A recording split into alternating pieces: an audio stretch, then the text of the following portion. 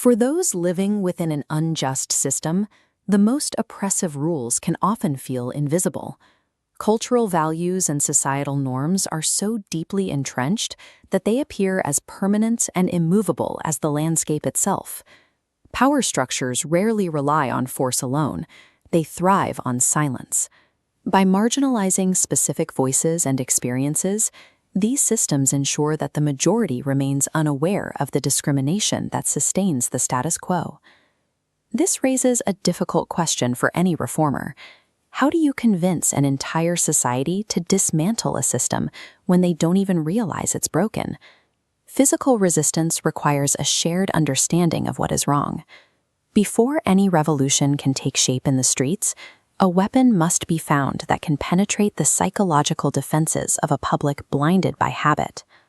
History shows that this weapon is frequently found in the hands of writers.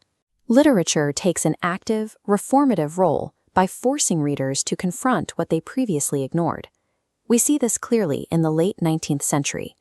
In both Victorian England and the American Civil War era, sentimental literature began to circulate widely, moving past traditional academic circles and into the average home.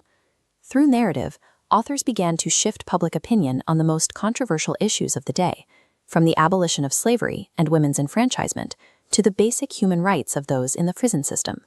These stories bypass political tribalism by targeting the reader's emotions. They make the abstract political debate feel personal, attacking the status quo from within. The process begins with a direct critique.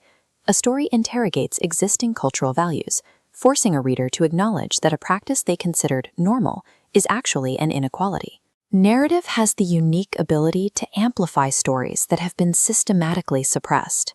By placing a marginalized experience at the center of the plot, the author ensures those perspectives can no longer be ignored.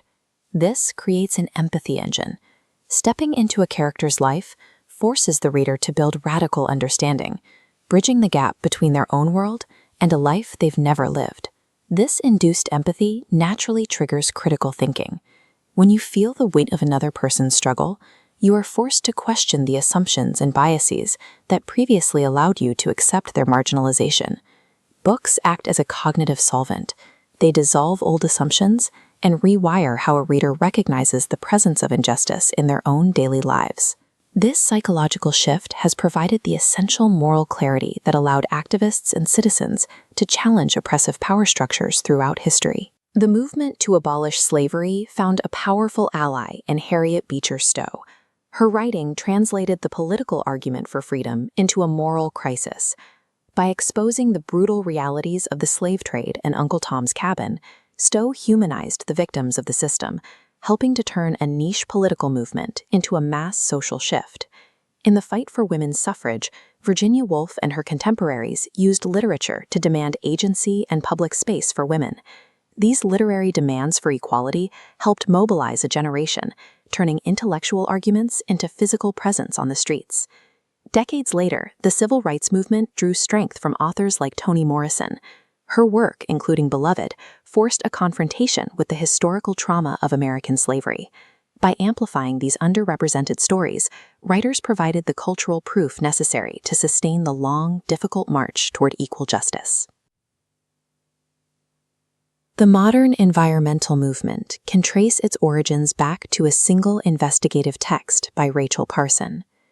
Silent Spring shed light on the dangerous industrial practices of the time, proving that even the most invisible chemicals could have devastating consequences for the public.